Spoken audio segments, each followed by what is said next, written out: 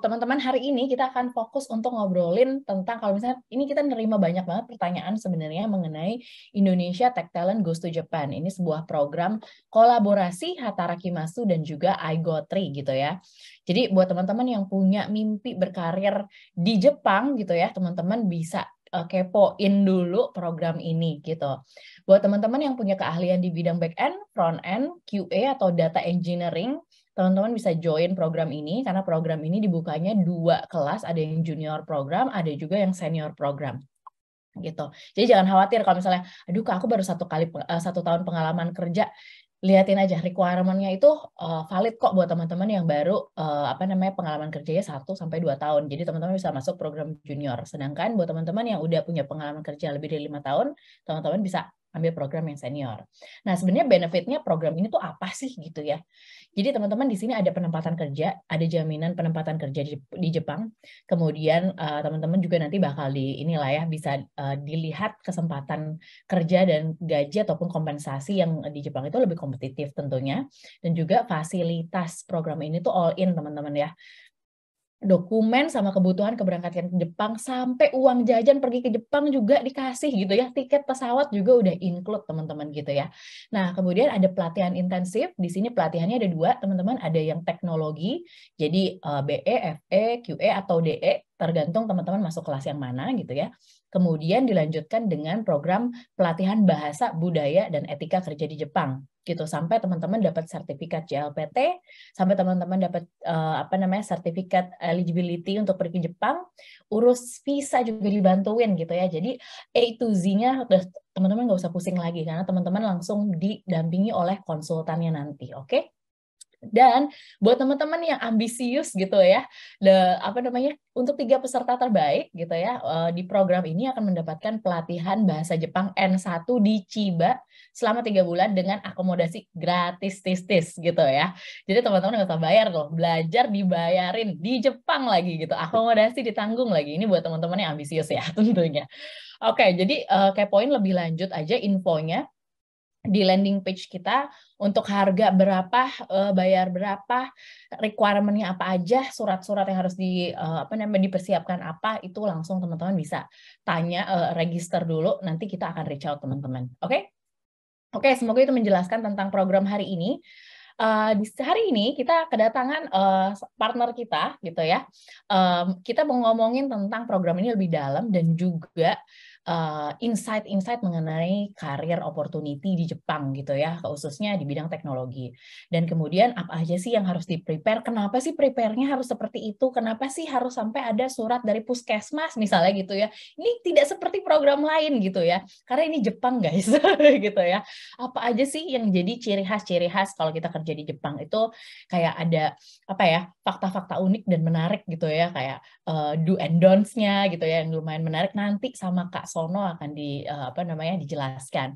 Jadi hari ini ada Kak Sono, jadi Mas Sumarsono Sudarto, ini adalah CEO dari Hataraku Masu. Aku perkenalkan sedikit ya.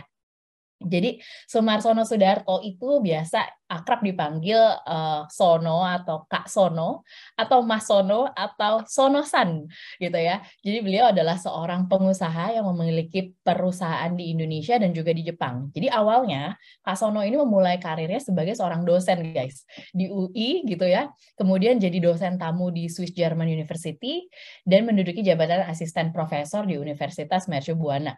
Jadi sementara menjalani karirnya di akademik, nah Kak Sono juga membangun Elite Tutors Indonesia, jadi sebuah lembaga bimbingan yang menyesuaikan dengan kebutuhan siswa.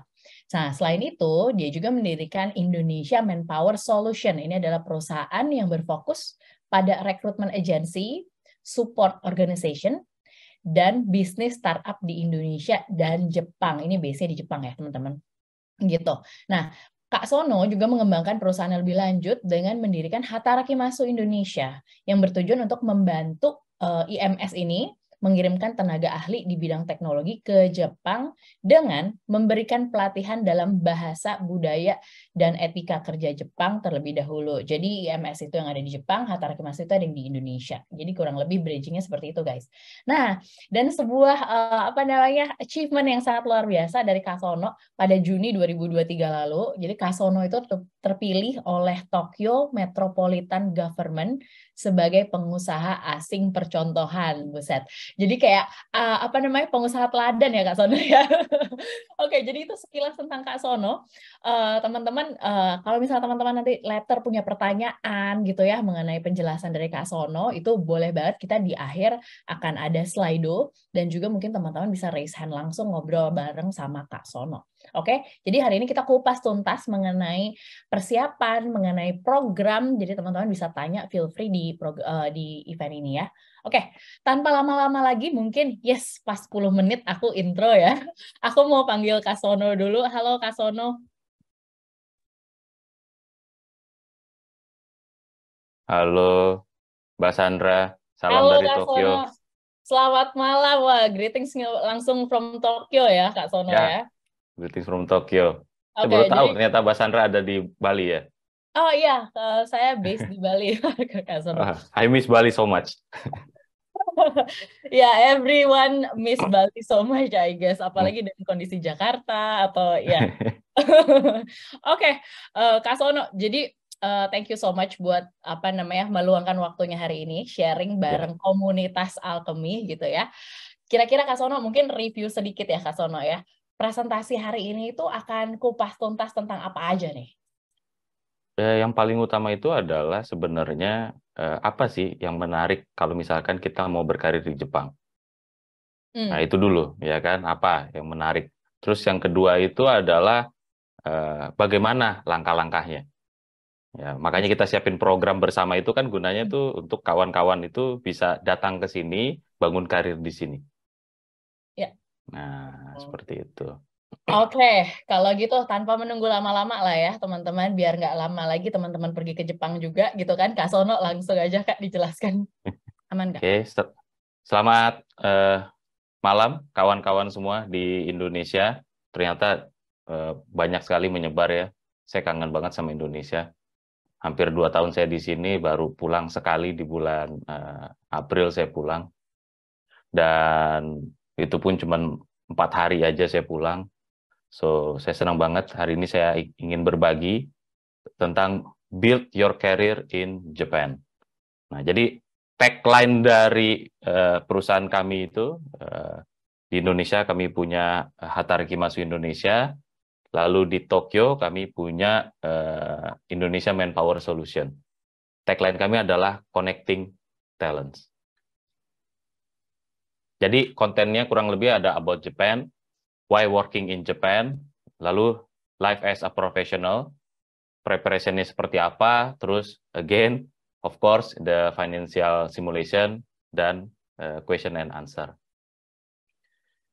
Nah, sedikit overview tentang Jepang. Ya, mungkin ada beberapa yang sudah pernah ke Jepang, ada lagi beberapa yang belum pernah sama sekali ke Jepang. Jadi, Jepang itu disebut sebagai negeri matahari terbit. Ya, jadi Jepang itu punya sekitar 47 prefecture, atau provinsi lah, mirip kalau misalkan di Indonesia, di mana saat ini ibu kota Jepang itu adalah Tokyo. Nah, Jepang ini menarik, kenapa? Karena sebagai contoh, APBD Tokyo, anggaran pendapatan belanja daerah Tokyo, itu sudah sama besar dengan APBN Indonesia. Jadi kebayangkan satu Tokyo, uangnya itu setara dengan ngurus satu Indonesia. Nah, itu salah satu yang menarik dari Jepang. Dan salah satu yang terkenal dari Jepang itu adalah Gunung Fuji.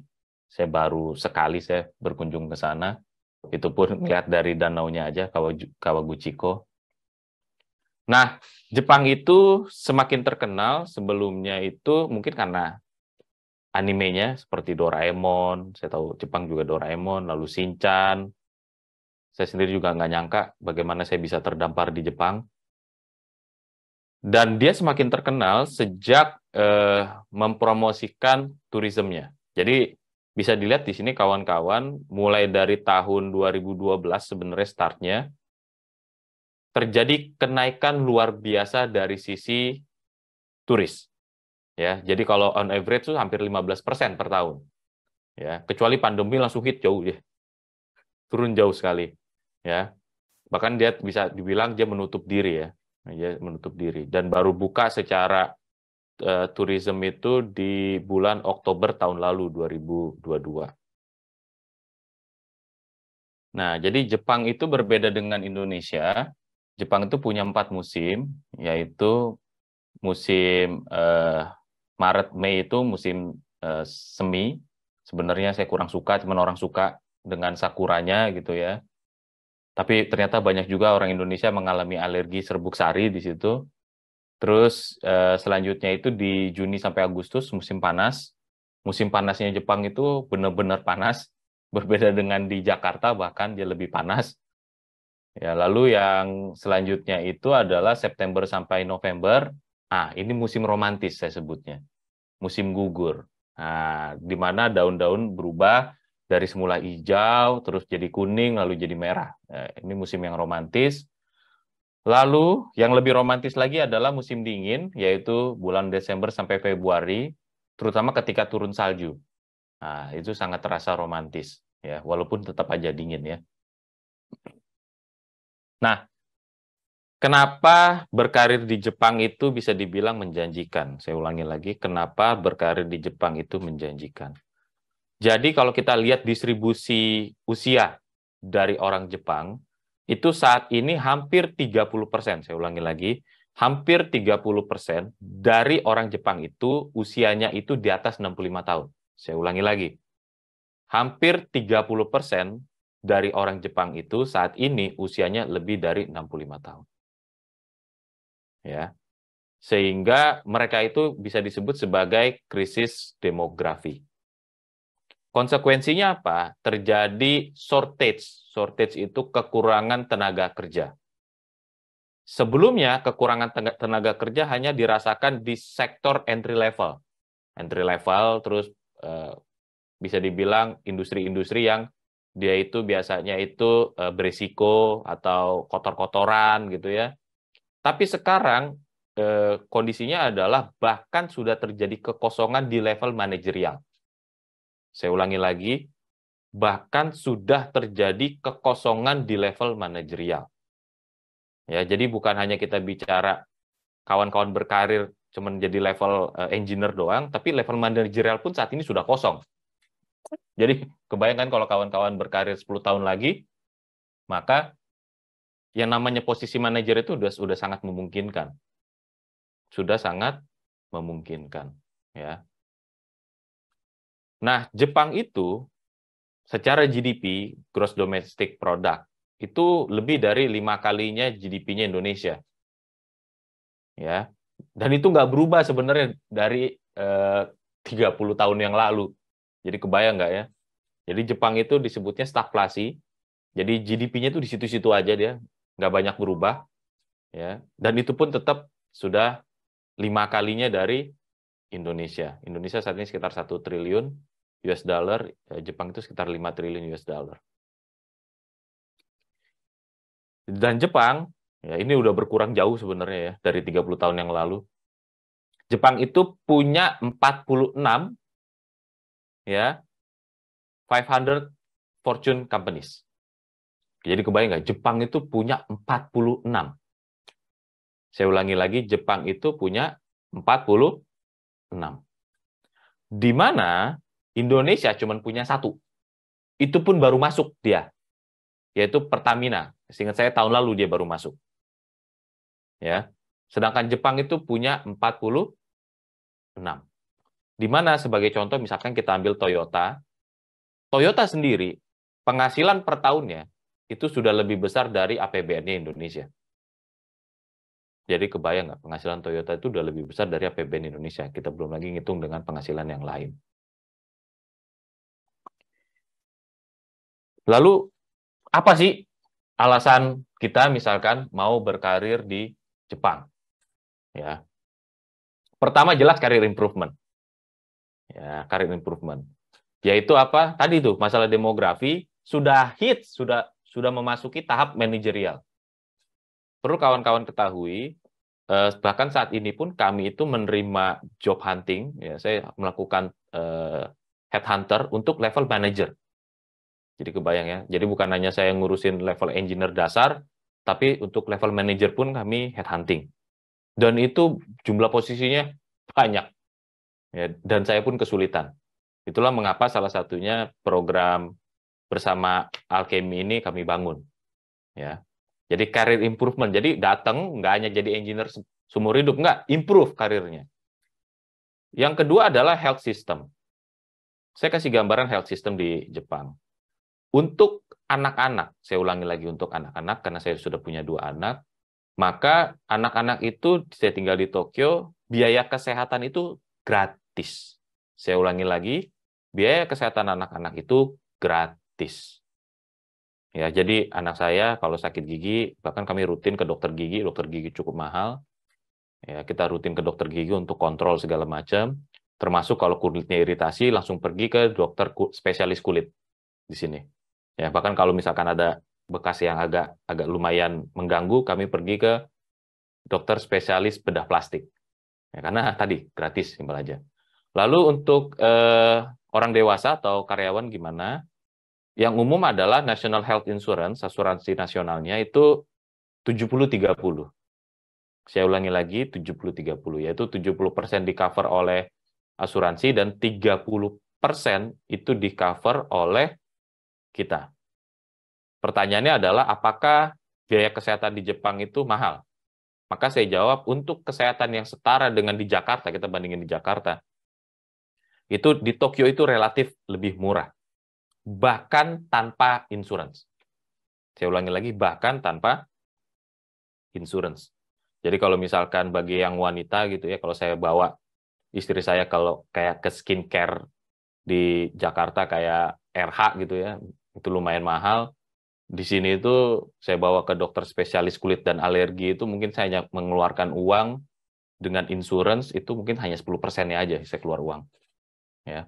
Jadi kalau dengan insurance pun paling hanya 30%. Jadi luar biasa savingnya. Lalu adalah education system. Jadi pendidikan dasar di Jepang itu gratis. Jadi bagi yang sudah berkeluarga, punya anak, jadi nggak usah khawatir. Pendidikan dari SD, SMP, SMA itu gratis. Ya, jadi nggak usah pusing. Ya. Lalu yang selanjutnya adalah public transportation. Di Jepang ini public transportation ini well connected, really well. Jadi bukan hanya terhubung banyak titik, tetapi juga sangat bagus. Ya, bisa dibilang sangat bagus.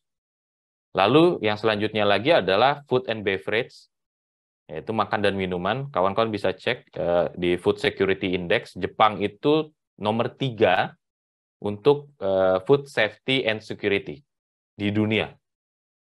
Ya, jadi kualitas makanan di Jepang itu luar biasa bagus. Ya, luar biasa bagus. Saking bagusnya, makanya jarang ada orang Jepang yang gemuk. Mayoritas orang Jepang itu badannya kecil. Karena gizinya sangat terukur.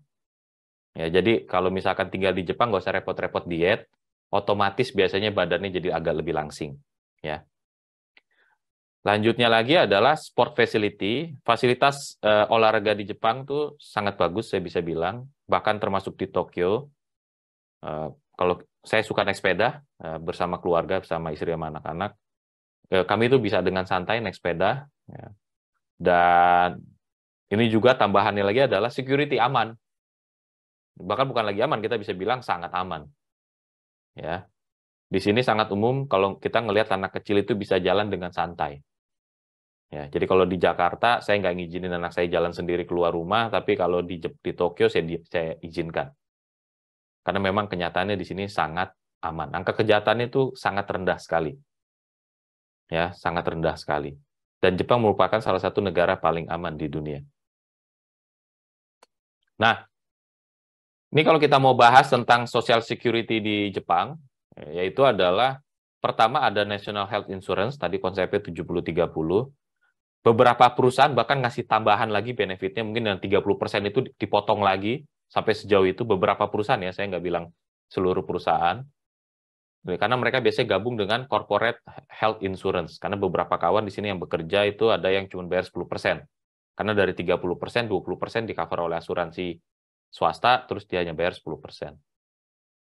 Selanjutnya adalah, yang menarik ini ada employment insurance. Employment insurance itu gini, jadi kalau kawan-kawan sampai kena PHK, ya, ini kan juga pasti jadi pertanyaan juga nih. saya udah capek-capek, misalkan ikut program ini, udah bayar mahal, udah berangkat, tiba-tiba baru 1 tahun di PHK, terus apa kabar gitu kan? Oh tenang aja, ada employment insurance. Jadi nanti akan ada fasilitas cash, free cash gitu kan. Nilainya itu bervariasi, ada yang 60-80%. Maksimal itu selama sampai 8 bulan. Jadi sambil mencari pekerjaan baru, biaya hidup itu sebenarnya cukup, saya bisa bilang. Bahkan karena berbeda dengan pengiriman untuk tenaga kerja ke Jepang yang lain, Hatarashi Masu Indonesia bekerja sama dengan Alchemy itu, kami itu memiliki Indonesia Manpower Solution. Artinya apa? Jadi kalau kawan-kawan udah nyampe di sini, terburuk misalkan kena PHK pun, kami akan cari perusahaan lain untuk kawan-kawan bekerja. Dan nggak usah khawatir, kami punya list banyak banget. Selanjutnya adalah labor insurance. Labor insurance ini mungkin kayak BPJS tenaga kerjaan. Ya, jadi kalau tentang kecelakaan, apa segala macam. Selanjutnya lagi adalah ada National Health Pension. National Pension. Jadi pensiun. Nah, untuk pensiun ini besarnya bervariasi mungkin ya nantinya. Karena di sini pensiun tuh sampai usia 65. Kalau kawan-kawan misalkan sebelum usia 30 bekerja di sini, mungkin bisa terima sekitar 15 mang sampai 20 mang ya. Mungkin nilainya sekitar 20 juta sampai 25 juta pensiunnya. Jadi kebayang ya, pensiun sebesar itu di Indonesia hidupnya enak banget tuh udah. Terus ada lagi yang nambahin dengan corporate pension. Ya, sama seperti tadi, National Health Insurance, ada juga corporate health insurance. Lanjut lagi ada free child healthcare support, ya tadi ya kesehatan gratis. Belum lagi ada juga uang cash. Uang cash, jadi bagi yang punya anak tuh dapat cash money. Besarnya variasi ya, tergantung usia anak dan juga jumlah anak. Jadi saya ambil contoh paling mudah, anak saya 2, satu 11 tahun dan satu lagi 9 tahun. Setiap bulan masing-masing dapat sekitar 1 juta, 1,1 juta. Jadi dibayarnya itu per 3 bulan. Ya, per 3 bulan kami menerima itu sekitar 6,6 juta. Jadi untuk cash allowance anak. Dan ada lagi yang aneh-aneh gitu kan. Selain dengan pendidikan gratis 12 tahun. Jadi ada yang namanya subsidi inflasi. Ya, subsidi inflasi kemarin tuh satu anak untuk anak-anak ya. Itu dapat sekitar 5,5 juta per anak, jadi dapat 11 juta. Ya, dapat satu kali pembayaran. Terus ada lagi subsidi gizi. Lagi-lagi dapat sekitar 3 jutaan seingat saya. Nah, jadi 2 anak jadi dapat 6 juta. Bahkan ada subsidi travel, jalan-jalan. Ya, mungkin kalau kawan-kawan Burus itu namanya Go to Travel Campaign. Ya, jadi luar biasa dia. Dan masih banyak lagi. Belum termasuk misalkan ibu hamil, ya, termasuk kalau ngelahirin itu di sini bisa dibilang dapat subsidi. Bahkan yang paling unik, istri saya yang melahirkan anak kedua kami itu di Hiroshima. Dan pada saat melahirkan harus operasi sesar. Waktu itu tagihannya itu kalau saya rupiahin mungkin sekitar 200 juta rupiah.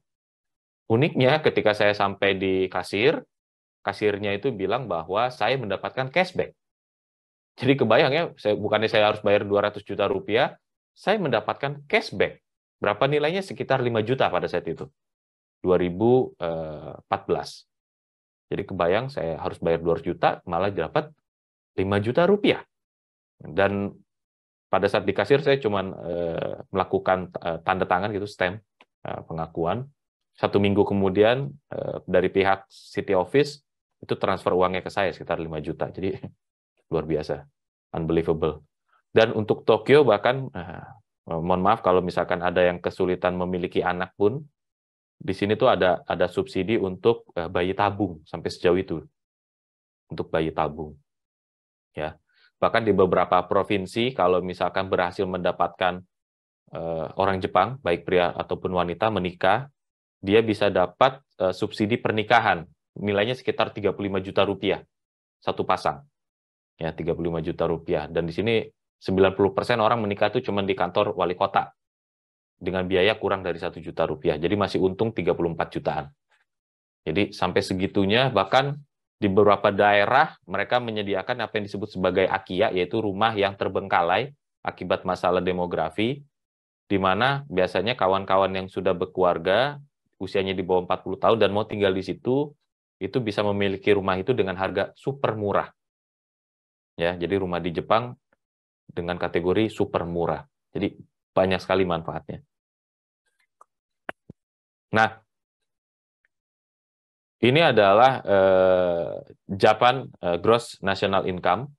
Nah, ini yang menarik adalah bahkan ada COVID pun mereka nggak banyak terpengaruh. Kenapa? Karena gini, pada saat mereka tutup, ya, maka dari pihak perusahaan itu mengcover 60% dari gaji mereka tetap dibayar. Ya, jadi di gaji mereka itu tetap dibayar walaupun misalkan restorannya tutup, dan 90% dari 60% itu ditanggung oleh insurance, lalu 10% ditanggung oleh perusahaan. Makanya begitu COVID pun nggak begitu banyak pengaruh dari sisi penghasilan. Dan kalau kita lihat bagaimana skemanya mencari kerja di Jepang sebagai profesional, ini kalau kita lihat ada job seeker. Nah, jadi penghubungnya itu official partner, ya, official partner Hataraki Masu Indonesia. Untuk IT engineer, kami hanya bekerja sama, saya ulangi lagi, kami hanya bekerja sama, jadi kalau ada yang ngaku-ngaku, itu saya bisa bilang bukan, hanya bekerja sama untuk IT engineer dengan Altera Academy. Ya. Untuk bidang lain, contoh, misalkan untuk hotel dan restoran, lalu untuk perawat orang tua, kami akan launching juga di daerah Bandung kerjasama dengan PT DKK.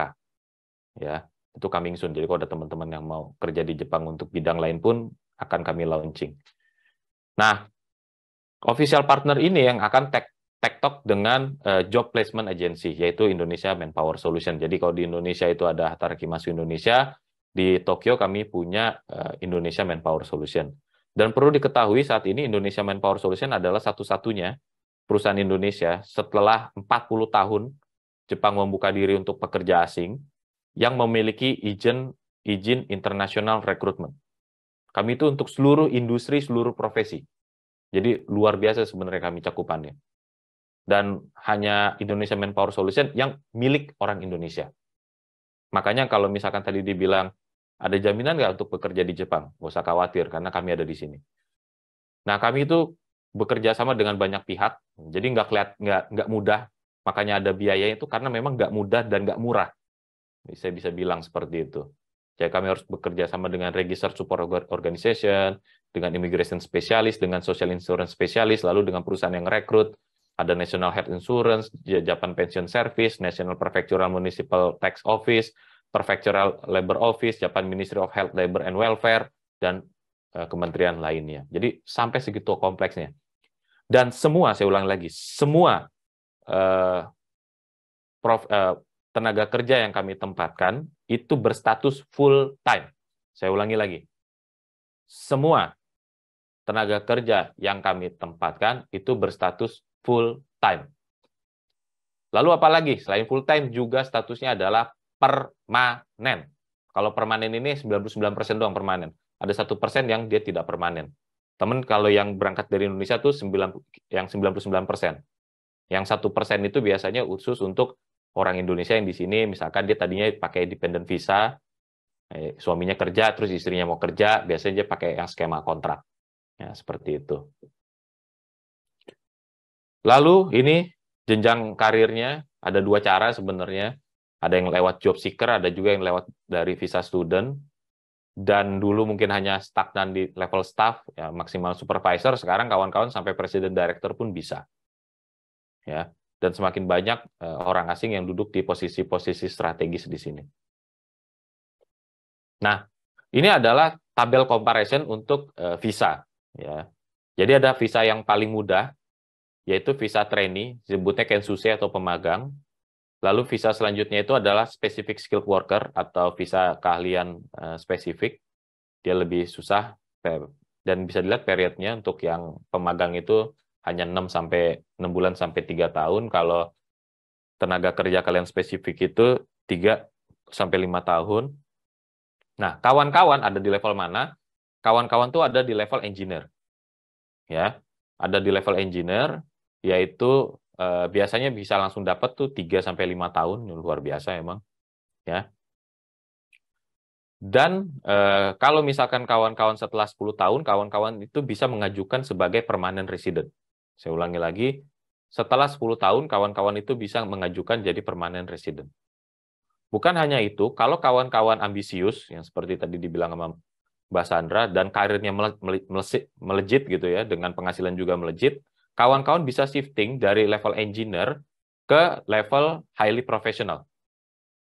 Nah, kalau highly professional ini mungkin seingat saya 3 tahun. Ya, 3 tahun itu kawan-kawan bisa jadi permanent resident di sini. Ya, jadi ada poin-poinnya. Ya, jadi 3 tahun tuh kawan-kawan bisa apply, nggak 10 tahun lagi, 3 tahun. Jadi kawan-kawan yang IT engineer masuk sebagai IT engineer tuh kawan-kawan bisa sampai tahap permanent resident. Saya cuma mau bilang seperti itu. Lalu ada visa-visa lainnya ya, macam-macam. Nah, ini kehidupan profesional, ini sampel job, ya, sampel job, dan this is real karena klien kami ini penghasilannya seperti ini, yaitu job levelnya staff, visa type-nya engineer, type-nya full time, unlimited, minimum pendidikannya S1, saat ini diasumsikan satu Japanese yen itu sekitar Rp120, penempatannya di Tokyo. Jadi kalau untuk big data engineer atau business intelligence engineer, itu penghasilannya sekitar 720 juta sampai 1,56 miliar, 1,5 M. Lalu untuk Java engineer itu sekitar 720 juta sampai 1,5 M. Lalu front end engineer juga serupa, berikut juga dengan data engineer. Nah, kami melalui Altera Academy itu tidak semua profesi kami tawarkan. Jadi kami hanya menawarkan yang permintaannya itu paling banyak. Ya, karena di sini kan kami juga ada kewajiban untuk memastikan kawan-kawan dapat pekerjaan. Jadi kami hanya menawarkan profesi yang demand itu sangat tinggi. Nah, ini flowchart preparation-nya, yaitu kalau kawan-kawan berangkat dari Indonesia, lihat bisa kebayang step-nya itu sampai ada 12. Ya, mulai dari ada job information, ada online registration, segala macam gitu ya, sampai keberangkatan. Ya. Sedangkan kalau kawan-kawan udah ada di Jepang, ya, udah punya visa bekerja di Jepang, itu cuman 4 langkah doang, selesai. Jadi saya juga di sini bantu kawan-kawan, bukan hanya orang Indonesia ya, saat ini orang Jepang, orang Taiwan, lalu orang Cina, lalu orang India, orang Korea, kami bantu untuk pindah pekerjaan. Biasanya pindah pekerjaan tujuannya itu naikin gaji, sekitar 10-20% naik gaji. Ya. Nah, ini langkah-langkahnya. Jadi, kenapa berbayar dan mahal? Karena langkah-langkahnya pun panjang untuk yang berangkat dari Indonesia. Tapi kalau udah sampai di Jepang mah, kalau mau pindah-pindah kerjaan, kami sebenarnya bisa bantu. Nah, ini saya kasih contoh untuk pengeluaran terkait dengan pekerja kalian spesifik. Nah, kalau pekerja kalian spesifik ini gajinya bisa dibilang UMR lebih dikit lah. UMR Jepang lebih dikit. Jadi standarnya sama dengan pekerja orang Jepang. Kalau IT engineer, itu gede-gede penghasilannya. Jadi saya kasih di sini adalah gambaran bahwa untuk yang spesifik skilled worker ini pun aja, itu kami hanya mematok biaya, kalau nggak salah sekitar 100 juta, tapi Altera Academy bekerja sama dengan Hatara Kimasu itu hanya mematok sekitar 120 juta untuk IT engineer. Jadi sebenarnya murah sekali bisa dibilang kayak begitu. Ya. Dan itu pun hanya dibayar 20% sampai 30% di depan, dan sisanya itu dicicil selama 2 tahun. Dicicil selama 2 tahun, jadi terserah mau bayarnya, mau dilunasin di depan silakan, mau dibayarnya nanti aja di belakang silakan. Tapi kalau nggak bayar, kami kirim surat ke imigrasi agar visanya itu di-revoke. Ya. Karena segala kontrak kami laporkan. Nah, kalau misalkan kawan-kawan udah di Jepang, itu beda lagi. Kawan-kawan tuh nggak perlu keluar uang. Nah, jadi kalau kawan-kawan misalkan udah bekerja di Jepang, terus mau pindah pekerjaan, sebagai contoh, maka kawan-kawan tuh nggak perlu bayar sama sekali untuk pindah pekerjaan. Indonesia Manpower Solution akan membantu secara gratis. Nah, ini financial simulation-nya. Ya, ini pekerja asli, orang Indonesia, karena kontraknya saya ngurus, yaitu pekerja konstruksi. Jadi kebayang nih, pekerja konstruksi ini bayarannya kalau dibandingin sama IT engineer tuh nggak ada apa-apanya. Levelnya staff, ya, kontraknya itu 3-5 tahun di Provinsi Tokushima, ya, pendidikannya di S1. Jadi income-nya itu sekitar 250.000 yen, lalu living expense-nya itu sekitar 115 yen. Lalu kalau kita tambahkan lagi tax and social security insurance-nya itu per bulannya itu hampir sekitar 50.000 yen. Maka monthly saving ya, tabungan dari program ini adalah sekitar 85.000 yen. Kalau dikurangi dengan cicilan, itu pun cuma 2 tahun ya kawan-kawan ya. Artinya 4 tahun ketiga, 4, 5 itu nggak ada cicilan. Maka kawan-kawan itu bisa dapat saving, net saving itu sekitar 55.000 yen. Ya, 55.000 yen itu berarti setara sekitar 6 jutaan. Itu pun saya nggak masukin bonus di sini. Sebenarnya kan ada bonus kan, biasanya 2 bulan gaji. Nah, itu pun saya nggak masukin di sini. Jadi ini basic, very basic seperti ini. Nah, jadi kebayangkan kalau kawan-kawan penghasilannya misalkan, ini 250.000 yen ya. Tadi terlihat bahwa kalau misalkan Java Engineer aja bisa sekitar 5 juta yen. Atau 6 juta yen. Jadi kebayangkan 6 juta yen itu berarti sekitar 500.000 yen, hampir 2 kali lipat per bulannya. Jadi luar biasa kan perbedaannya. Oke, cukup sampai di sini. Monggo kalau ada pertanyaan, silakan. Kak Sono, terima kasih untuk penjelasan mengenai opportunity di Jepang dan juga ini real case ya dari mereka yang sudah berangkat ke Jepang gitu kan untuk di level specific skill worker ya gitu. Wah, ini ya ada menjawab curiosity-nya teman-teman gimana sih sebagus apa sih selain dengan animenya, dengan wisatanya gitu kan. Oke, ini di slide udah ada beberapa pertanyaan, di chat juga udah ada. Ini karena di vote terbanyak nih Kak Sono dikasih jempol 12 ya. Anonimus tapi yang nanya nih. Apa keuntungan orang yang punya pengalaman kerja 5 tahun di bawah usia 28 gitu ya, mendaftar iGo3 dan bayar 110 juta sementara mereka bisa langsung apply ke company Jepang? Oke, good. Itu pertanyaan bagus. Jadi kalau misalkan kawan-kawan mau melamar langsung ke perusahaan Jepang, saya bisa bilang bisa, sangat bisa. Saya bisa bilang gitu. Bisakah? Bisa, sangat bisa. Tetapi kan kawan-kawan untuk bisa mendapatkan pekerjaannya relatively rendah. Saya bisa bilang. Kenapa? Karena ada banyak perbedaan kompetensi dan juga kita perlu sadari bahwa brand orang Indonesia itu nggak sekuat kawan-kawan dari negara lain. Sebagai contoh, kita baca statistiknya aja. Saat ini ada 120 ribu orang Indonesia yang bekerja di Jepang saat ini. Ya, 120 ribu. Nah, dari itu semua, sekitar 80% itu untuk pemagang. 80% itu pemagang, lalu sekitar 10-15% itu pekerja kalian spesifik, jadi hanya sekitar 5% yang dia itu pekerja profesional secara umum, jadi bukan hanya IT engineer. Akibatnya apa? Nama orang Indonesia itu benar-benar nggak kuat. I'm sorry itu saya bisa bilang seperti itu. Dan ini juga wajar ya, karena contoh kawan-kawan India tuh punya perusahaan recruitment agency di Jepang itu cukup banyak dia. Perusahaan miliknya orang Filipina itu cukup banyak. Vietnam juga cukup banyak. Sedangkan saya sendirian di sini. Jadi apakah kalau misalkan mau langsung apply ke company Jepang, silakan. Saya bisa bilang silakan. Tapi kelemahannya adalah you got no guidance, ya, hanya coba-coba aja gitu kan, dengan kemungkinan berhasilnya juga rendah.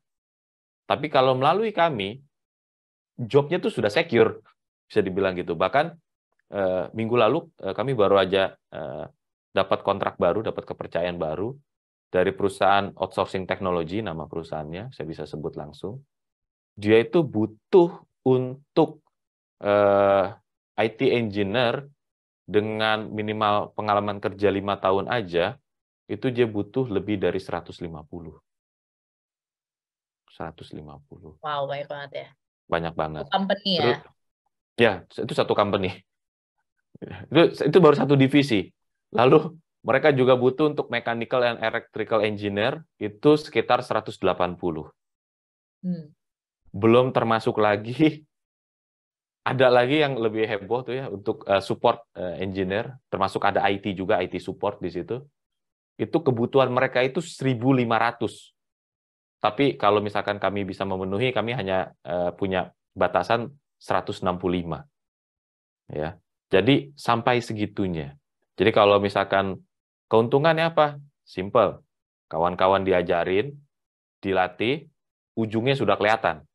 Kalau kawan-kawan mau coba sendiri otodidak, silakan. Saya bisa bilang. Mungkin nggak? Mungkin. Tapi kemungkinannya kecil lebih besar. Jawaban saya kecil. Ya. Karena kawan-kawan hanya melihat yang terlihat. Sedangkan yang di Jepang itu banyak yang nggak terlihat. Banyak aturan yang nggak terlihat. Ya. Biasanya di Jepang disebutnya apa ya? Reading the atmosphere. Nah, rekrutmen agensi seperti kami itu yang lebih paham. Bahkan termasuk bagaimana membuat CV, bagaimana membuat job history, dengan standar Jepang, it's totally different. Saya bisa bilang. Ya. Jadi, simpel alasannya adalah memperbesar kemungkinan mendapatkan pekerjaan. You pay for that. Ya. Ya. Oke, semoga menjawab ya yang Ya. memberikan pertanyaan ini gitu ya. Possible banget gitu. Tapi ya perbedaannya itu ada money pasti ya ada juga benefit yang kalian dapat dan ya kenapa harganya segitu gede banget Kak? Gue mendingan traveling aja gitu kan kalau anak-anak zaman sekarang kan demennya traveling gitu ya. Iya sih, tapi anggaplah ini sebuah investasi kali ya bisa dibilang seperti itu dan teman-teman tuh nggak bayar 110 juta tuh semua di depan enggak gitu. Di depan itu teman-teman cuma bayar 40 juta dan itu pun 2 kali pembayaran teman-teman gitu ya. 40 juta ini buat apa? Ya buat itu, buat ngongkosin teman-teman, buat dokumen persiapan gitu kan. Nah, hal-hal seperti itu tuh training-training, sertifikasi itu di depan gitu. That's why kenapa biayanya segitu gitu kan. Ya, hopefully itu bisa menjelaskan juga ya buat teman-teman dan merasa ini bisa lebih worth it lah ya buat teman-teman. Oke. Teman-teman sambil kita Q&A juga, jadi ini ada polls yang kedua ya. Polls yang kedua ini ada 2 pertanyaan. Ya, jadi kalau misalnya teman-teman di sini kita pengen tahu sih seberapa tertarik sih teman-teman sama program seperti ini gitu ya, atau yang mungkin similar seperti ini gitu ya. Kalau misalnya teman-teman nggak tertarik, kasih tahu alasan kita apa gitu ya. Ya biaya mahal, keluarganya nggak mengizinkan karena aku anak satu-satunya misalnya gitu ya, atau umur tidak sesuai persyaratan atau ya anything kurang percaya diri itu kasih tahu kita di situ. Oke, thank you so much buat aspirasinya teman-teman ya. Oke, kita lanjut ke pertanyaan berikutnya ya Kak Sono ya. Ya. Di sini ada pertanyaan lagi, dengan Jepang menjadi negara dengan hutang terbesar, apa dampak kepada pekerja dari luar negeri? Wah, ini saat berwawasan aku sendiri nggak tahu loh Kak Sono gimana nih? Ya, hutang Jepang itu besar, benar. Ya, hutang Jepang itu besar. Tapi ada bedanya. Ada bedanya gini. Jepang itu berhutang ya dengan mayoritas utangnya itu utang domestik. Saya ulangi lagi. Jadi Jepang itu berhutang ya dengan mayoritas hutangnya itu hutang domestik. Beda sama Indonesia. Indonesia itu utang luar negeri. Ya, dengan suku bunga tinggi. Jepang itu utangnya domestik, utangnya yen ya, dan dibayar dengan yen. Sedangkan Jepang bisa nyetak uang yen sendiri. Indonesia berbeda. Nah, so justru konsekuensinya apa? Almost nggak ada konsekuensi. Yang menarik adalah gini. Suku bunga di Jepang ini kan negatif. Sekarang saya tanya coba, Mbak Sandra, KPR di Indonesia itu berapa? Berapa persen? Berapa ya? 5-8%, I don't know. Ya mungkin bisa 7-10% gitu kan? 7-10%. Nah, kawan-kawan perlu tahu bahwa KPR di Jepang Jadi kalau kawan-kawan IT engineer tuh udah permanent resident tuh bisa beli rumah gitu ya, beli apartemen. Itu KPR-nya bunganya itu kurang dari 1%. Ya, beberapa teman di sini dapat 0,46. Wow. 0,46. Jadi kebayang kan? Hah? Jadi bunganya rendah sekali. Terus misalkan mau beli mobil, ya, itu suku bunganya pun rendah kali, bisa cuma 1%, cuma 1,5% setahun. Dan gak usah heran juga, misalkan mau beli iPhone gitu, iPhone di sini bisa cicilan sampai 3 tahun, bunganya 0%. Jadi suku bunga di sini rendah, konsekuensinya adalah kredit itu murah. Saya cuma mau bilang itu. Kalau di Indonesia karena utangnya luar negeri, kredit jadi mahal. Itu sebenarnya itu kata kuncinya kan. Pekerja dari luar negeri impact-nya apa. Jadi nggak usah heran nanti begitu datang ke sini, biasanya banyak yang gemes sama kredit. Karena murah kan, bisa dibilang. Ya, jadi seperti itu konsekuensinya. Ya, utangnya tuh dalam mata uang yen, jadi nggak begitu masalah. I see. Ya. Oke. Oke, ya aku lumayan percaya sih. Maksudnya bukan lumayan percaya. Aku percaya dengan negara Jepang, negara yang sudah maju pasti diperhitungkan ya, nggak kayak Indonesia yang hutang. Ya, Ya. oke. Ada pertanyaan lagi. Itu kalau aku lihat di chat juga ada Ya. gitu ya.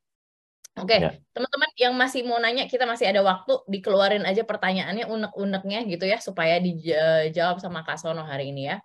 Oke, apakah setiap perusahaan di Jepang mengharuskan pekerja profesional harus mengambil kursus bahasa mereka seperti N1, N2, N3, Kak Sono? Jawabannya adalah nggak harus. Oke. Tapi 95% butuh. 95% butuh, jadi sebenarnya harus sih. Kalau 95% ya. Ya, biasanya saya bilang, yang dia itu nggak butuh atau ditoleransi, itu karena pekerjanya itu punya outstanding skill. Saya ulangin lagi, outstanding skill and very unique skill. I see. Ya, sehingga kemampuan bahasa Inggris aja cukup. Contoh, saya punya teman, dia itu network engineer, dia dapat penghasilan tuh sekitar 2 miliar 1 tahun. Ya, dia nggak bisa bahasa Jepang sama sekali, dan udah tinggal di Jepang selama 5 tahun. Jadi kebayang kan, nggak bisa bahasa Jepang sama sekali, tapi gajinya besar. Kenapa? Karena keahliannya sangat spesifik, dan juga apa? Luar biasa. Iya, iya. Dan definisi spesifik dan luar biasa ini kita nggak bisa bandingin gini. Tapi gua kan kalau misalkan di Jakarta udah hebat. I'm sorry to say. Begitu masuk ke Jepang, ikan besar tuh banyak bener. Ada orang Rusia, ada orang dari UK, ada orang dari Amerika, macam-macam. Nah, sehingga persaingan di sini sangat keras. Ya, kalian bahasa Jepang itu membuat kita lebih mudah menang. Ya, gitu logikanya. Jadi membuat kita lebih mudah menang. Terutama kalau kawan-kawan bisa bahasa Inggris dan bahasa Jepang, saya sangat sarankan, biasanya setelah bekerja di sini 5 tahun, 10 tahun, pindah ke perusahaan asing yang non-Japanese. Kenapa tuh? Ya. Biasanya gajinya kali 2, Mas Sandra. Oh, iya, iya, Simpel iya. aja saya. Ya. Dan di sini tuh banyak sekali, saya bilang banyak sekali, perusahaan yang nggak pernah saya dengar namanya, saya nggak pernah dengar namanya, tetapi kantongnya tebel. IT engineer, penghasilan tertinggi orang Indonesia yang sejauh ini saya tahu, adalah orang Indonesia berusia 33 tahun, karena saya suka ketemu sholat Jumat bareng.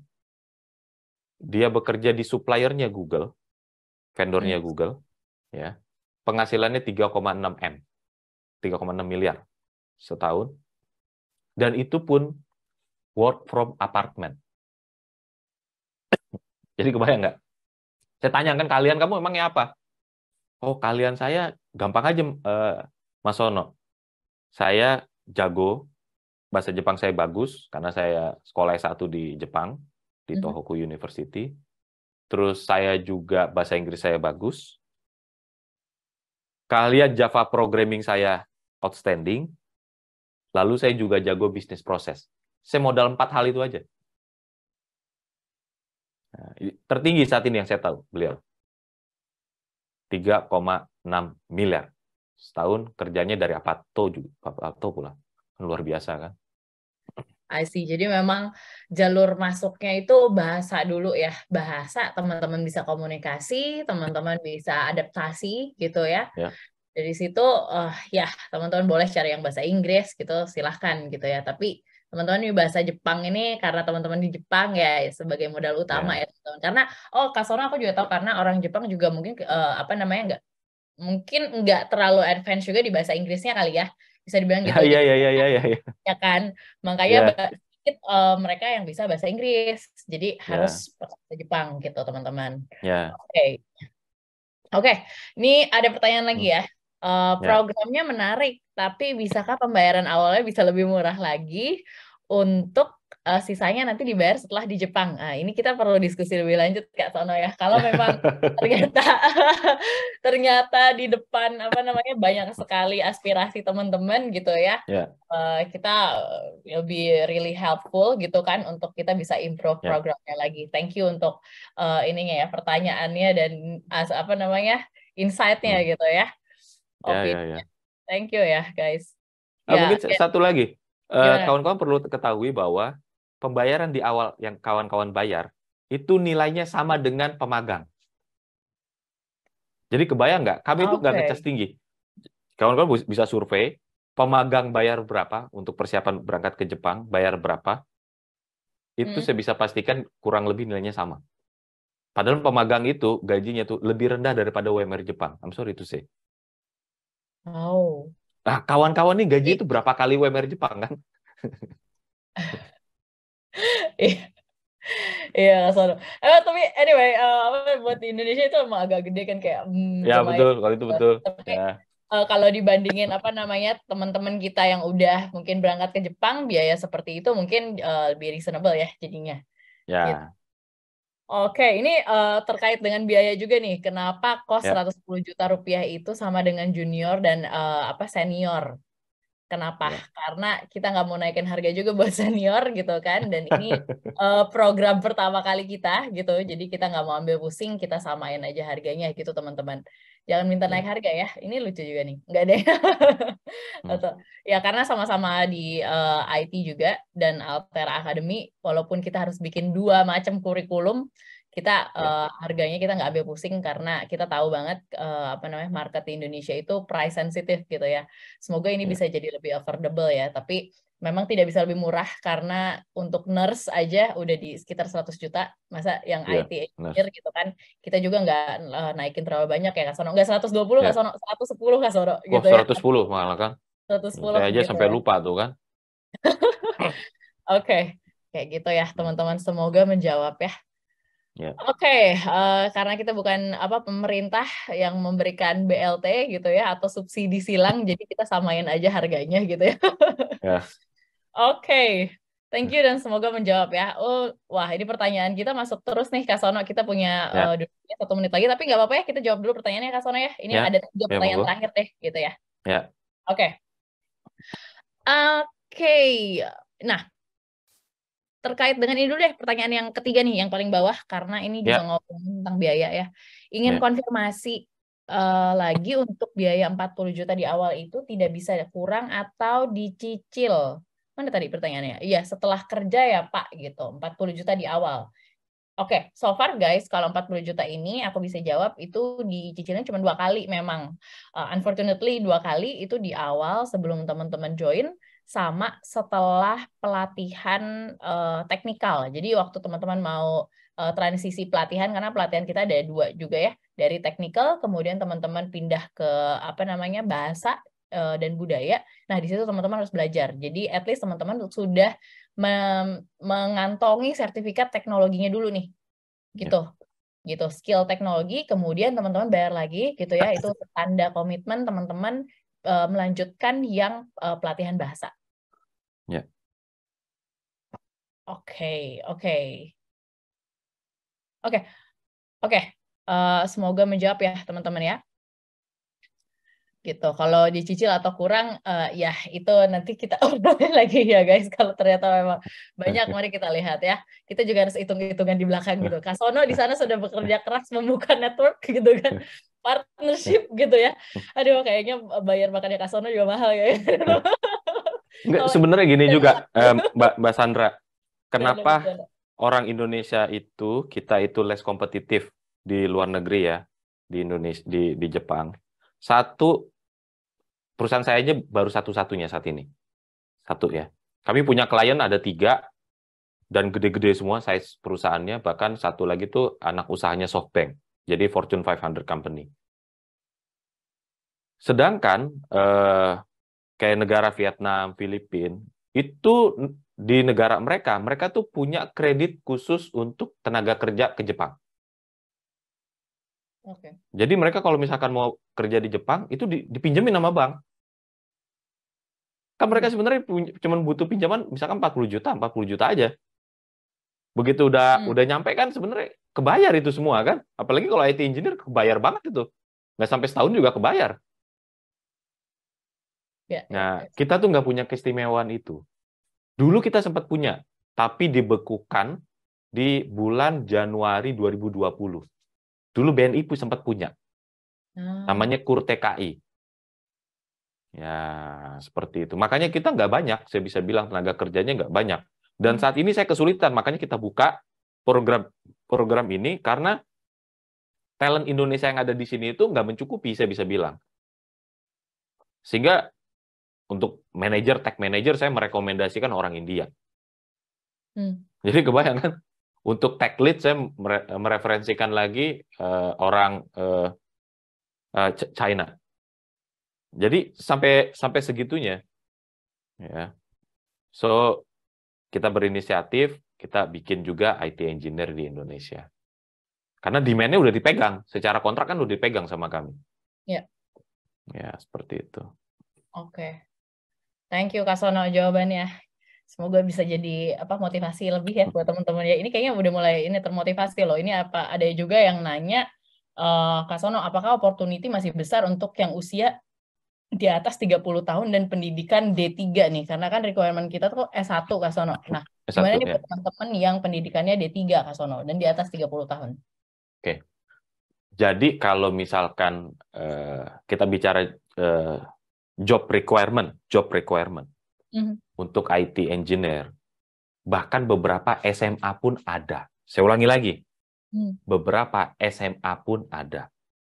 Biasanya dia ngelihat experience, lalu satu lagi itu adalah international certification. Ya. Tapi celakanya, kita juga punya dibenturkan dengan aturan visa dari imigrasi. Visa engineer tadi. Ya. Nah, visa engineer tadi itu mewajibkan untuk pendidikannya linear. Jadi untuk sains dan teknologi. S1. Atau, ya, biasanya adalah kalau pendidikannya nggak linear, itu ada international certification. Misalkan ada AWS practitioner, ya kan? Terus AWS arsitek apa macam-macam kan? Nah, itu bisa. Saya bisa bilang itu bisa. Ya.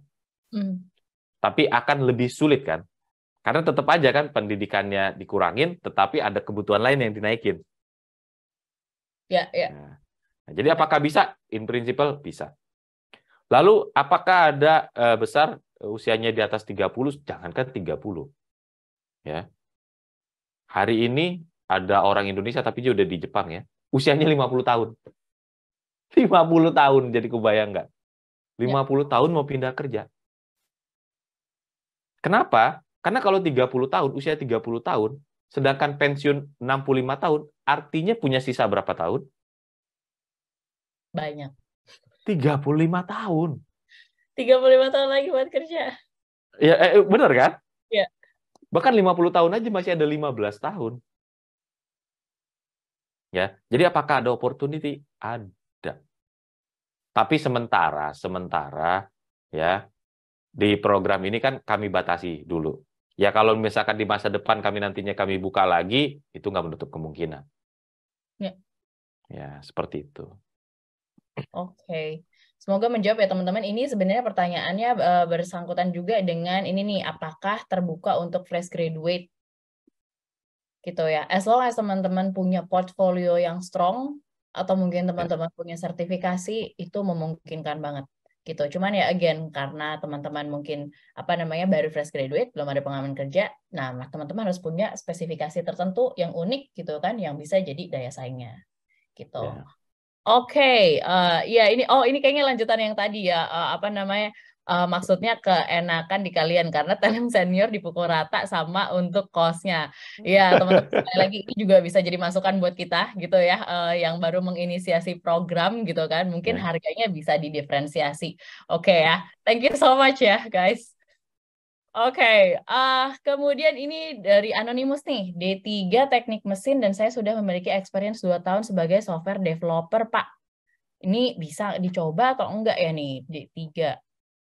Again ya, kayaknya portfolio ya, Kak Sono ya? Ya, portfolio, betul.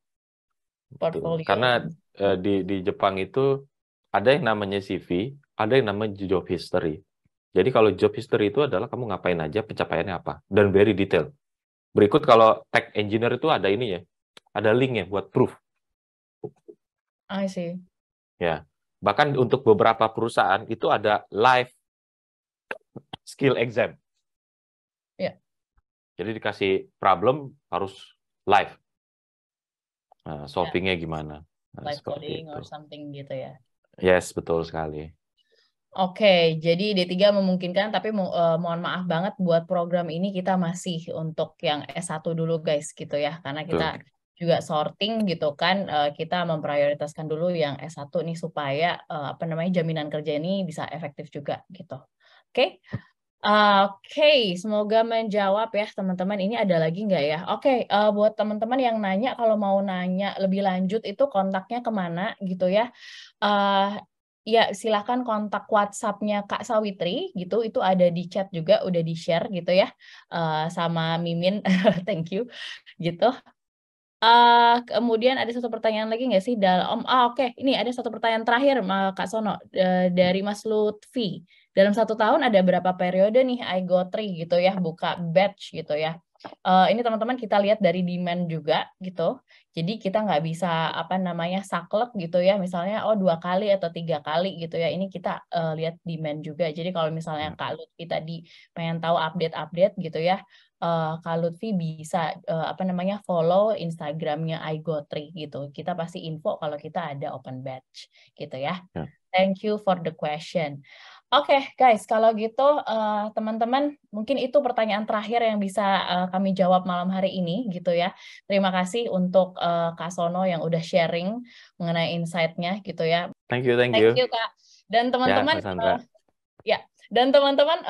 untuk aku mau thank you juga buat panitia yang udah hari ini ngebantu gitu ya, di balik layar ini ada beberapa orang gitu ya segelintir orang yang membantu, mulai dari publikasi, mulai dari Zoom gitu ya, YouTube dan lain-lain. Thank you so much buat shout out untuk Salsa dan Mbak Sawitri gitu. Dan pasti teman-teman kesuksesan hari ini tuh semua karena teman-teman yang join juga gitu ya, dan aktif banget untuk menanyakan antusias lah ya untuk program ini. So apapun yang teman-teman mau curhatin, teman-teman ada Mbak Sawitri gitu ya, teman-teman bisa tanya-tanya yang banyak ke Mbak Sawitri gitu ya, sampai teman-teman puas, silahkan deh. Oke, kalau gitu aku close aja eventnya malam ini. Terima kasih banyak teman-teman, sampai bertemu di event kita berikutnya ya.